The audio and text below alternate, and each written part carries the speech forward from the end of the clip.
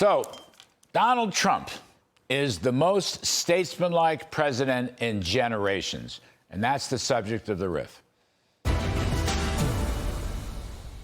With the passing of each day, President Trump is proving to be the finest international statesman America has produced since Ronald Reagan, and surely harking back to the American and world leaders who defended freedom during World War II. Trump critics, hearing his America First North Star guiding principle, accuse him of being an isolationist, uninterested in other parts of the world or the complexities of foreign affairs. But Trump is proving them to be very badly wrong. In just a few weeks since his inauguration, he has negotiated border closing deals with Mexico, Canada, Colombia, Nicaragua, Venezuela, and El Salvador.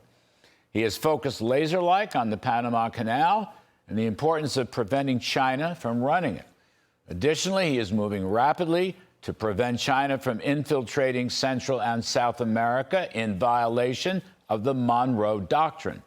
He has also cast a sharp eye on the strategic value of Greenland to prevent Russia and China from advancing into the Arctic Circle.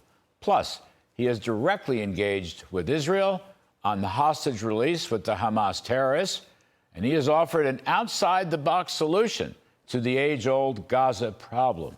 Now, he has broken through the Russia-Ukraine stalemate. First, by talking directly to President Zelensky. Then, this morning, with a phone call to Vladimir Putin of Russia. In a lengthy Truth Social post, he laid out a brand new U.S. strategy to end the war. In his own words, let me quote, "I just had a lengthy and highly productive phone call with President Vladimir Putin of Russia. We discussed Ukraine, the Middle East, energy, artificial intelligence, the power of the dollar, and other various subjects." All right, end quote. Now, Joe Biden never spoke to Putin since the war began, not once. But Trump is clearly making good on his campaign promise to end the war, and he's doing it with his usual warp speed. Now, again, in his own words, he posted, and I'm going to quote, "But first, as we both agreed, we want to stop the millions of deaths taking place in the war with Russia-Ukraine. President Putin even used my very strong campaign motto of common sense." End quote for a moment. Common sense has been a constant Trump theme for the economy, for the DOGE audit of the out-of-control federal budget, ending the left-wing culture, closing the border, cutting taxes, and foreign policy must have a strong common sense theme to it.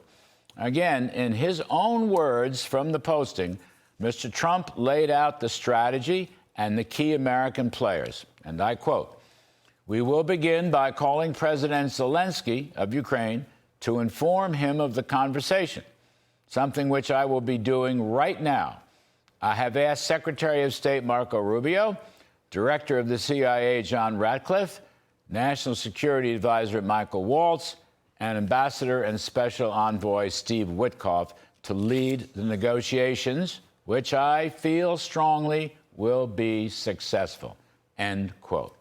Now, this is a dramatic move by President Trump, not only to break the logjam of war, but to engage directly with the key players, Zelensky and Putin. And Mr. Trump is essentially orchestrating what will become a peace conference strategy which will lead to ceasefire principles and ultimately an end to the war. Mr. Trump is basically driving a process for all three sides, the U.S., Russia, and Ukraine, and that's going to lead to an end to the violence and the hostilities and the war.